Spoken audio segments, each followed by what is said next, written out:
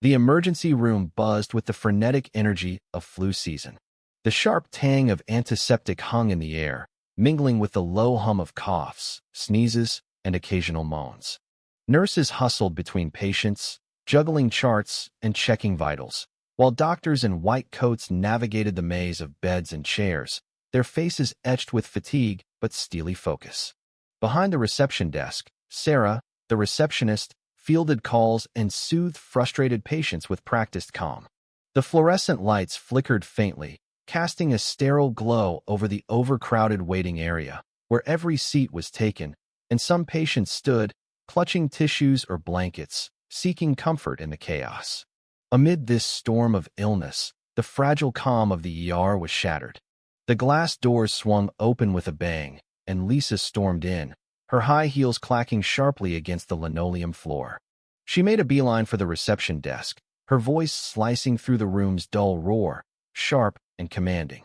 A blood-stained tissue was wrapped around one hand, and her eyes blazed with irritation and urgency.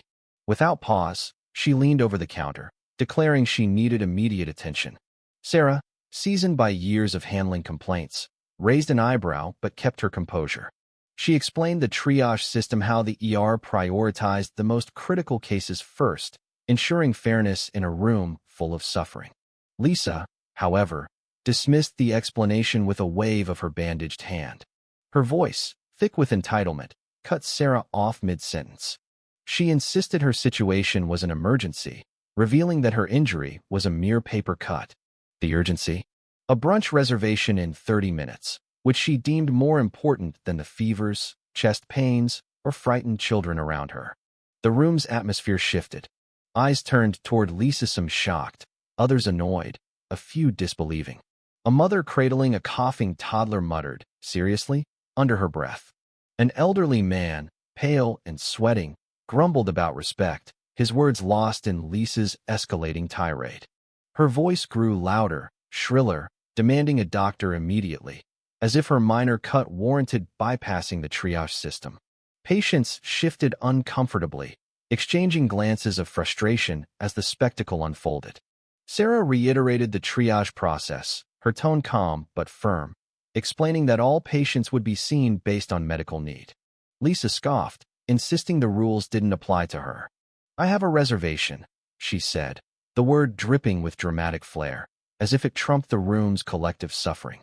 She paced before the desk, flailing her arms, complaining about the hospital's incompetence and threatening to sue for negligence, claiming discrimination due to her social standing and urgent brunch plans. The tension thickened. A nurse, Emily, stationed near the entrance, moved closer, her eyes narrowing as she assessed the disruption.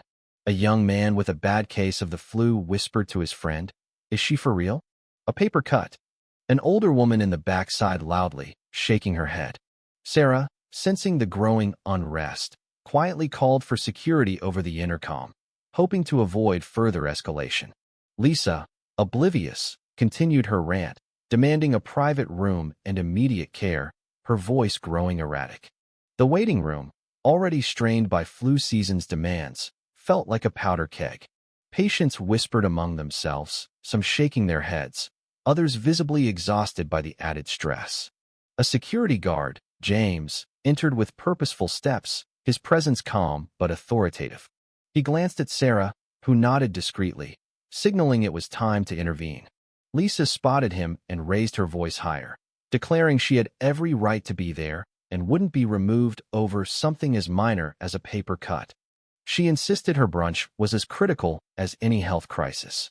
James, maintaining a professional tone, asked Lisa to lower her voice and explain her situation calmly.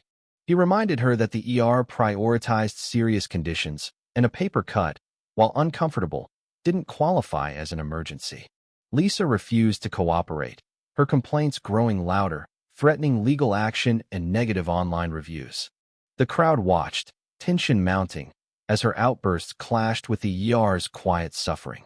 Lisa's behavior escalated further. She paced frantically, clutching her hand and exclaiming she felt dizzy and might faint, though her flushed cheeks and high energy suggested otherwise.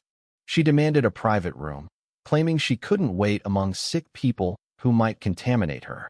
Her words drew stifled chuckles and skeptical glances from patients and staff alike. A nurse, tending to an elderly patient, shook her head, muttering about the challenges of entitled patients during flu season. A hospital administrator, Rachel, emerged from her office, drawn by the commotion. She approached with a calm but serious demeanor, introducing herself and explaining the ER's policies clearly. She acknowledged Lisa's frustration but emphasized that care was based on medical urgency, not social schedules. Lisa interrupted, demanding someone higher up, claiming discrimination, and threatening to call the media. Rachel, unfazed, offered to have a triage nurse assess Lisa's injury for expedited care. Reluctantly, Lisa agreed. The triage nurse, Maria, examined the paper Kuda's small, superficial scrape. She explained it didn't warrant urgent care and that Lisa would need to wait. Lisa's impatience flared. She resumed pacing, muttering about the hospital's incompetence and vowing to make a scene. Patients whispered complaints about her selfishness, and nurses exchanged weary glances, recognizing the strain of such disruptions. James, noting Lisa's refusal to cooperate, stepped closer, warning that continued disruption would lead to her removal for the safety of others. Lisa's eyes flashed with defiance. She shouted about being a paying customer with rights, accusing the hospital of violating them. James calmly explained that the ER was a public service, not a social club, and respect was required. Her shrieks grew louder, drawing more attention and tension. The ER, stretched thin by flu patients, teetered on the edge of chaos. Finally, James made the call. He gently but firmly guided Lisa toward the exit, her screams about injustice and ruined plans echoing through the room. She accused the hospital of mistreatment, vowing revenge as she was escorted out. Patients sighed in relief, some shaking their heads, others joking softly about the brunch emergency. Sarah, behind the desk, allowed herself a brief moment to decompress, exchanging exhausted looks with her colleagues. The ER gradually settled back into its rhythm. Nurses returned to their stations, doctors resumed their rounds, and patients, though weary, found comfort in the restored order. Conversations among the waiting room reflected frustration at Lisa's entitlement, but also gratitude for the staff's professionalism. An elderly woman, pale from the flu, told a nurse the incident put her own weight into perspective. A father comforting his sick child nodded, emphasizing the need for patience in such a setting. The staff regrouped, sharing stories of similar encounters.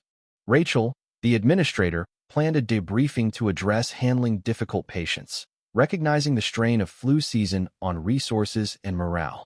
The ER's mission to provide care based on need remained unshaken.